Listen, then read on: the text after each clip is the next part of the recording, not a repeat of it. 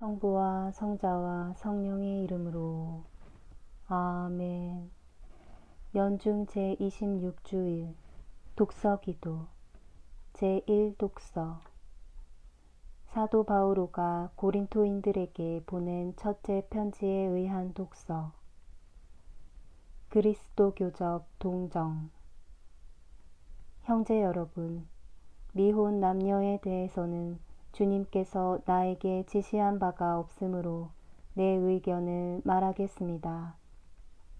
나는 주님의 자비를 입은 사람이므로 내 말을 믿어도 좋습니다. 지금 우리가 겪고 있는 재난을 생각한다면 남자는 현재 상태를 그대로 유지하는 것이 좋다고 생각합니다. 아내가 있는 사람은 아내와 헤어지려고 하지 말고, 아내가 없는 사람은 아내를 얻으려고 하지 마십시오. 그러나 남자가 결혼한다고 해서 죄를 짓는다거나 처녀가 결혼한다고 해서 죄를 짓는 것은 아닙니다. 다만 결혼한 사람들은 세상 고통에 시달릴 터이므로 여러분을 아끼는 마음에서 이 말을 하는 것입니다. 형제 여러분, 내 말을 명심하여 들으십시오. 이제 때가 얼마 남지 않았으니 이제부터는 아내가 있는 사람은 아내가 없는 사람처럼 살고, 슬픔이 있는 사람은 슬픔이 없는 사람처럼 지내고, 기쁜 일이 있는 사람은 기쁜 일이 없는 것처럼 살고, 물건을 산 사람은 그 물건이 자기 것이 아닌 것처럼 생각하고, 세상과 거래를 하는 사람은 세상과 거래를 하지 않는 사람처럼 살아야 합니다. 우리가 보는 이 세상은 사라져가고 있기 때문입니다. 나는 여러분이 근심 걱정을 모르고 살기를 바랍니다. 결혼하지 않은 남자는 어떻게 하면 주님을 기쁘게 해드릴 수 있을까 하고 주님의 일에 마음을 쓰지만, 결혼한 남자는 어떻게 하면 자기 아내를 기쁘게 할 수 있을까 하고 세상 일에 마음을 쓰게 되어 마음이 갈라집니다. 남편이 없는 여자나 처녀는 어떻게 하면 몸과 마음을 거룩하게 할 수 있을까 하고 주님의 일에 마음을 쓰지만, 남편이 있는 여자는 어떻게 하면 자기 남편을 기쁘게 할 수 있을까 하고 세상 일에 마음을 씁니다. 나는 여러분 자신의 이익을 위하여 이 말을 합니다. 여러분을 속박하려는 것이 아니라 오히려 여러분이 아름답게 살며 딴 생각 없이 오직 주님만을 섬기게 하려는 것입니다. 어떤 사람이 욕정을 억제할 수 없어서 자기 약혼녀와 한 약속을 어겨야 할 경우 그 약혼녀에 대해서 떳떳하지 못하다는 생각이 들겠지만, 어쩔 수 없을 때는 원하는 대로 그와 결혼하십시오. 그래도 죄가 되지 않습니다. 그러나 그가 단단히 마음을 먹고 구태여 그렇게 하지 않고도 자기 생각을 다스릴 힘이 있어서 자기 약혼녀를 그대로 두기로 결심한다면 그것은 잘하는 일입니다. 이와 같이 자기 약혼녀와 결혼하는 것도 잘하는 일이지만 결혼하지 않는 것이 더 잘하는 일입니다. 아내는 남편이 살아있는 동안은 남편에게 매이지만 남편이 죽으면 자기가 원하는 남자와 결혼할 자유가 있습니다. 그러나 꼭 교우하고만 결혼해야 합니다. 그리고 이것은 내 의견입니다마는 과부는 과부로 혼자 지내는 것이 더 행복합니다. 나에게도 하느님의 성령이 계시다고 나는 생각합니다. 내 임금님이 몸소 만드신 네 미모를 탐내시니 그는 네 하느님이시요 내 임금님이시로다. 내 임금님이 내 신랑이시로다. 너는 임금님이신 하느님과 맺어지나니 그분이 내게 예물을 주시고 꾸미시고 구원하시고 거룩하게 하셨도다. 네 임금님이. 제2독서 예수 아기의 성녀 데레사 동정녀의 자서전에서 어머니이신 교회의 마음속에서 저는 사랑이 되겠습니다. 묵상할 때 이 간절한 원이 순교에 못지않은 고통이 되어서 무슨 대답을 찾을 양으로 성 바오로의 서간집을 폈습니다.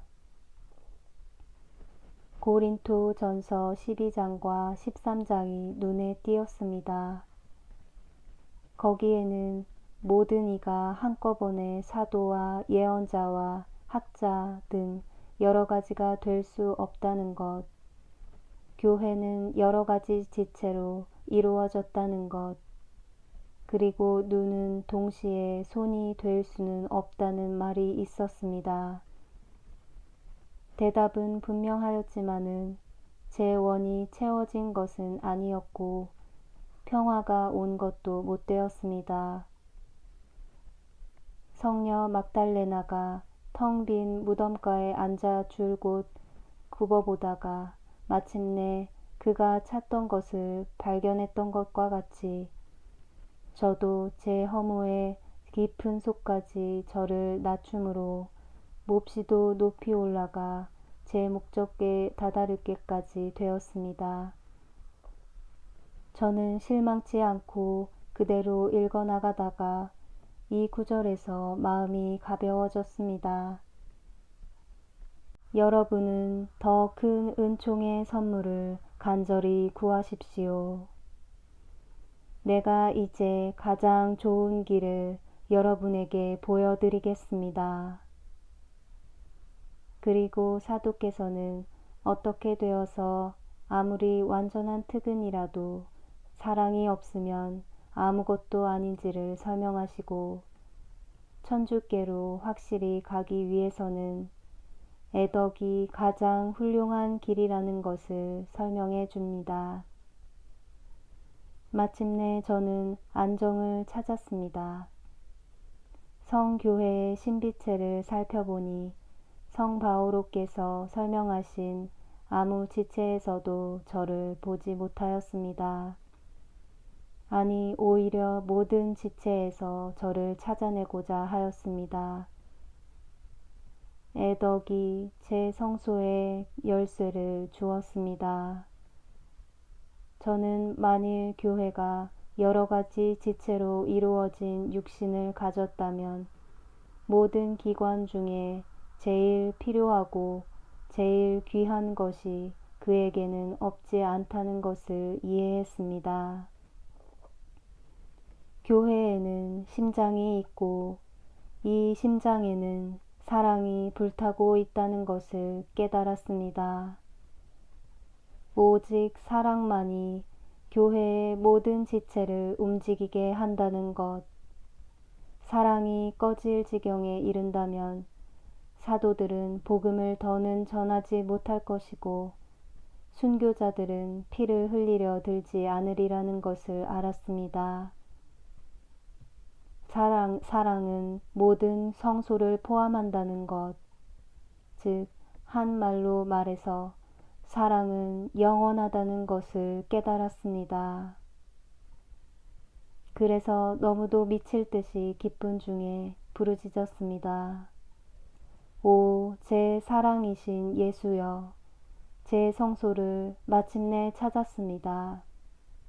제 성소는 사랑입니다. 그렇습니다. 저는 교회에서 제자리를 찾아냈습니다. 천주여, 이 자리를 제게 주신 이는 바로 당신입니다. 어머니이신 교회의 마음 속에서 저는 사랑이 되겠습니다. 그리하여 모든 것이 되겠습니다. 이래서 제 꿈은 이루어질 것입니다. 주여, 당신은 나를 어릴 적부터 키워주시고 나면서부터 손을 잡아 이끌어 주셨나이다. 이제 당신의 사랑이 얼마나 깊은지를 깨닫지 못하고 있나이다. 주여, 당신을 경외하는 자를 위하여 갈마두신 그 인자하심이 얼마나 크오니까. 이제 기도합시다. 어린이와 같이 겸손한 이들이 당신 나라를 허락하시는 천주여, 우리로 하여금 성녀 데레사의 길을 충실히 따르게 하시고 그의 전구로 당신의 영원한 영광을 배웁게 하소서. 성부와 성령과 함께 천주로서 영원히 살아계시며 다스리시는 성자 우리 주 예수 그리스도를 통하여 비나이다. 아멘.